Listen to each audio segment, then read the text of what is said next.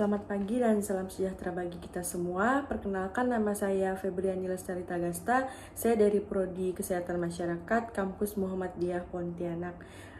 Tujuan pembuatan video ini, saya akan mempresentasikan hasil analisis saya terhadap sebuah jurnal internasional yang sangat menarik dengan judul Can Asset-Based Community Development When Children and Youth Enhance the Level of Participation and Health Promotion Project. Jurnal ini ditulis oleh Rita Akdal, Iner Helen Midgard, dan Vigdis Medal dari Western Norway University of Applied Science dan dipublikasikan pada tahun 2019 di International Journal of Environmental Research and Public Health. Jadi ringkasan eksekutifnya yang pertama yaitu tujuan utama dari jurnal ini adalah untuk meneliti apakah dan bagaimana pendekatan asset-based community development ini dapat meningkatkan tingkat partisipasi anak-anak dan remaja dalam proyek promosi kesehatan. Kemudian penelitian ini juga dilakukan dalam konteks meningkatnya kesadaran akan pentingnya partisipasi masyarakat dalam promosi kesehatan.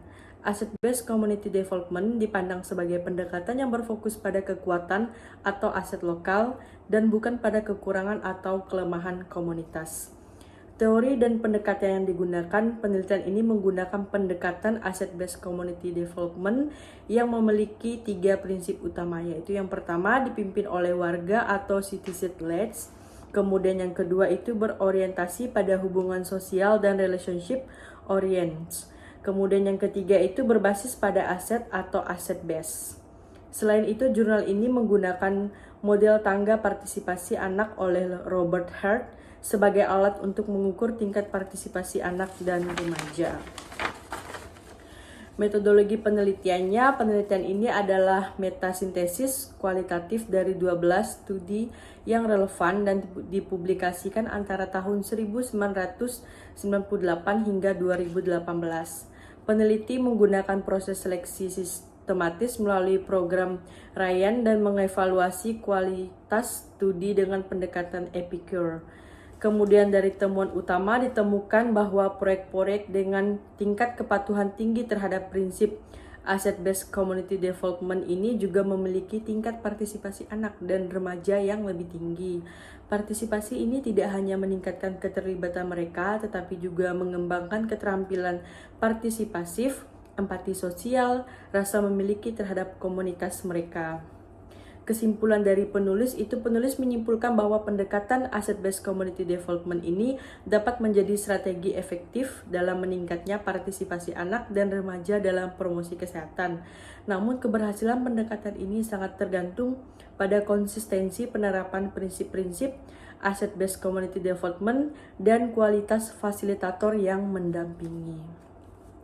Kemudian ada telaah krisis, itu relevan terhadap materi kuliah. Jurnal ini sangat relevan karena materi promosi kesehatan masyarakat menekankan pentingnya partisipasi anak dan remaja sebagai bagian dari pendekatan kesehatan berbasis komunitas.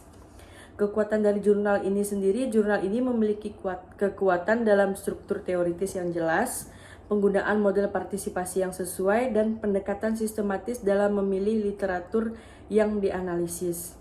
Sedangkan kelemahan dari jurnal ini, jumlah studi yang dianalisis terbatas, hanya 12, dan kualitas deskripsi metodologinya beragam.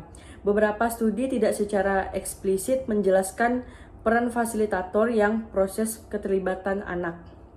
Refleksi pribadi dan saran dari saya, menurut saya pendekatan asset-based community development ini sangat cocok untuk diterapkan di Indonesia, terutama karena budaya gotong royong yang kuat, namun penting untuk memastikan bahwa partisipasi anak bukan hanya simbolis, tetapi benar-benar bermakna.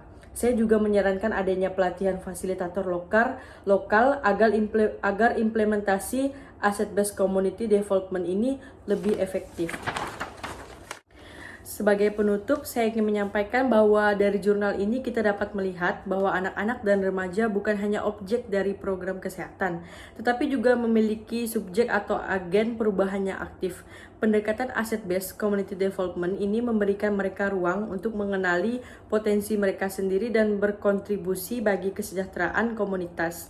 Semoga pendekatan ini bisa diterapkan lebih luas termasuk di Indonesia. Sekian dari saya, penjelasan dari saya. Dan saya akhiri, saya tutup. Terima kasih, selamat pagi dan salam sejahtera bagi kita semua.